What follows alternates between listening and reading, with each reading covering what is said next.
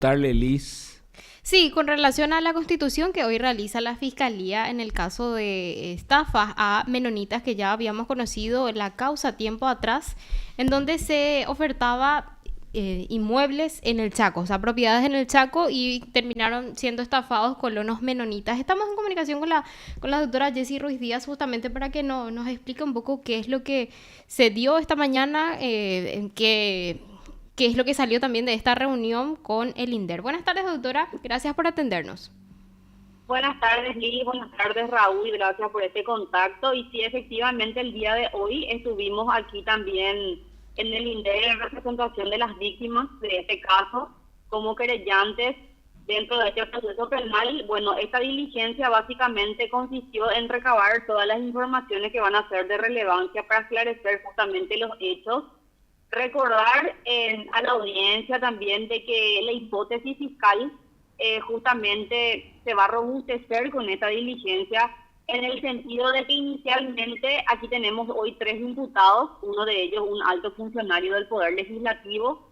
Aquí también había una abogada que estaba litigando en la zona de Santa Rosa de la Guaraí y había una persona que era una suerte de también líder de este esquema, quien era el que tenía los nexos con los colonos y quien era la persona que solicitaba estas sumas exorbitantes de dinero, supuestamente por unas tierras que pertenecían al INDER. Bueno, en esta diligencia concretamente el presidente y también los técnicos pudieron informar a todos los medios de comunicación que estas tierras en principio no pertenecen al INDER, son tierras privadas, por ende mal podría haberse generado un expediente sobre estos lotes y con las coordenadas que inicialmente fueron presentadas por estos profesionales. De igual forma, estos expedientes fueron tramitados y ahí fue un poco el punto importante que llamó la atención a los encargados hoy de esta auditoría que se está realizando, porque a partir de eso ellos pudieron verificar que había efectivamente funcionarios que estaban de alguna forma instando un expediente que inicialmente no tendría que haberse tramitado.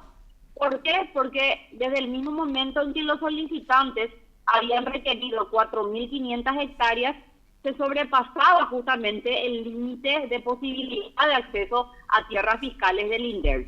Después de ese pedido se pudo corroborar también de que efectivamente a esa petición había una suerte de superposiciones de pedido y también que se superponía con unas tierras privadas.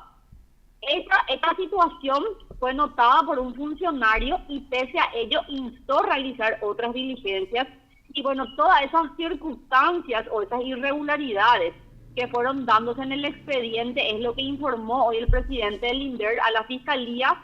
Ya se puso conocimiento de los funcionarios que iban de alguna forma tramitando un expediente que debió ser desestimado ya inicialmente por varias razones, por varias irregularidades en su petición, sumado a que también hoy la investigación no se descarta la probable participación de órganos jurisdiccionales, siendo que efectivamente se constató a través de esta diligencia que había interdictos que fueron comunicados a la institución del INDER, pero en el sentido de que las partes presentaban estas resoluciones, no que les dieron intervención al INDER en estos procesos de interdicción, y donde llamativamente un juez hizo lugar a un interdicto sobre un lote, específicamente el lote E del INDER, que tiene prácticamente 20.000 hectáreas, cuestión inconcebible para nosotros, sumado que también cómo él iba a acreditar una posesión que nunca tuvieron esos colonos.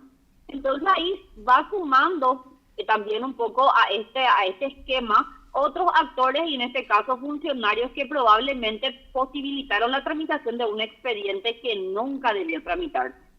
Y tampoco, conforme a los datos que fuimos recabando en base a las testimoniales de los funcionarios, también pudimos verificar justamente esas inconsistencias o esas irregularidades en la tramitación de este interdicto que se había también gestado en el juzgado de Villa Haya.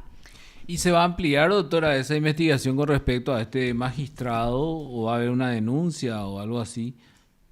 ¿Y de En quién se realidad, trata, sí, dicho sea de nosotros paso? vamos a proponer unas diligencias investigativas respecto a eso, respecto a esa situación. Justamente también ya tenemos, de hecho, copia de los expedientes que se tramitaron y también tenemos un informe del jurado de enjuiciamiento donde el mismo jurado ya en años anteriores había apercibido al juez Gustavo Martínez, que fue uno de los encargados de hacer lugar a este interdicto que para nosotros, todos los escritos que fueron gestando estos hoy imputados son de contenido falso, y de igual forma esto también fue de alguna forma consentido por el juez, por lo que tampoco se podría descartar su probable participación en este esquema. ¿Por qué? Porque a través de todas estas documentaciones, Raúl, se lograba hacer estos despojos de dinero, induciendo al error a estos colonos, manteniendo una expectativa falsa en los mismos de que las tierras ya estaban por ser adjudicadas. Cuando los profesionales que intervinieron en este proceso sabían perfectamente todas las situaciones irregulares del expediente, y pese a ello seguían haciendo presentaciones donde supuestamente pedían incluso en escritos que ya salga el informe del título definitivo cuando ni siquiera esa situación estaba dándose en el expediente. Entonces, aquí el esquema es bastante importante, y lo que también hicimos notar y notamos que el presidente mencionó que lastimosamente muy pocas personas se animan a hacer estas denuncias, y que gracias a esta denuncia concreta hoy un esquema de años probablemente donde están involucrados varios funcionarios podría también de alguna forma poder caer y mejorar un poco también el servicio que brinda esta institución a la ciudadanía en general, y más a la ciudadanía también que hoy anhela tener una parcela de tierra aquí en Paraguay, ¿verdad? Doctora, más allá de la participación de los órganos jurisdiccionales, como estabas mencionando, evidentemente también habría cierta implicancia de parte del INDER. ¿Se podría ampliar con relación a ellos, pese de que ya están informando de ellos, pero hubo irregularidades en esta causa con relación a algunos funcionarios?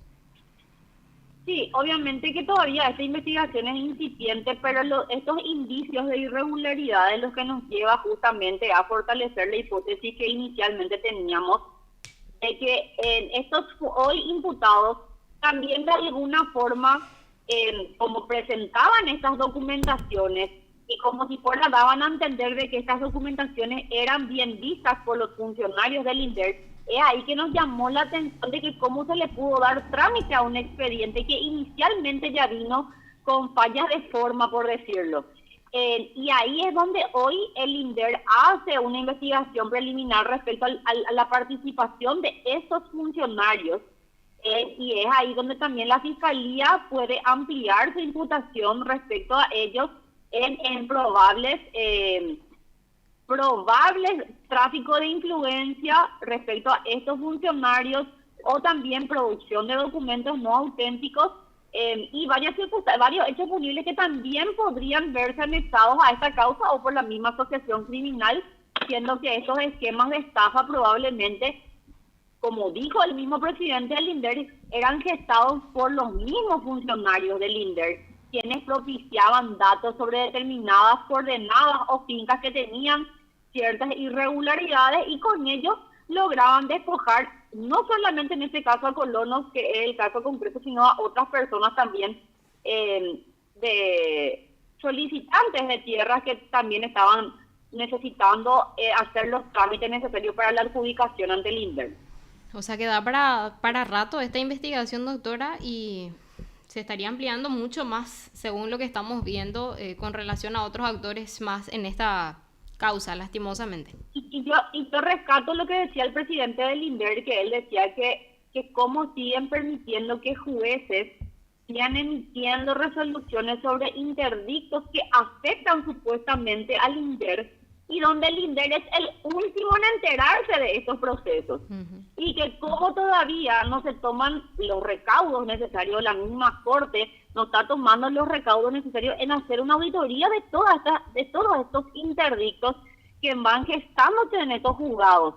Porque esa es una situación que también genera una suerte de inseguridad a la propiedad privada. Imagínense que el funcionario del INDER, teniendo a la vista un informe donde decían ya que el plano que presentaban supuestamente estos abogados se superponía a una tierra privada, de igual forma estaban tramitando un expediente a sabiendas de esa situación, poniendo incluso en tela de juicio o en vilo un título de propiedad de una persona, no sé si era una persona jurídica o física, pero de una persona jurídica o física, independientemente de eso, con supuestas superposiciones en tierras del INDER. O sea, llegamos a este nivel de inseguridad jurídica en la que se estaba manejando aquí en el INDER, propiciando o gestando expedientes que no se ajustaban a la realidad, ¿verdad? Entonces es bastante grave lo que estaba ocurriendo aquí en el INDER y bueno, y esperemos que se pueda llegar hasta los últimos responsables y que bueno, esto pueda sanear un poco la institución, ¿verdad? Realmente es un llamado también para las instituciones como la Corte misma, para tomar intervención en estas causas, doctora, que bueno, hasta ahora no se hizo. Sí, nosotros pedimos también una serie de informes a la superintendencia, al jurado de enjuiciamiento, van llegando los informes y efectivamente esperemos que también a partir de esto se tome con seriedad la tramitación de este tipo de expedientes y donde el INDER también entiendo que a partir de esto ellos van a informar a la Contraloría o hacer las denuncias respectivas, porque efectivamente, como les dije, el último en enterarse sobre estas resoluciones es el INDER y son tierras que terminan afectando a la institución, ¿verdad? Ujú. O a otros particulares, que bueno, que fue el caso, como en el caso que les estoy comentando. Bueno, y terrible. Te agradecemos, doctora, por tu tiempo también, estas explicaciones. Muy amable como siempre, doctora. No, Muy amable, gracias doctora. Liz, gracias Raúl y gracias a ustedes. Gracias, doctora. Hasta luego. Hasta luego. Usted está escuchando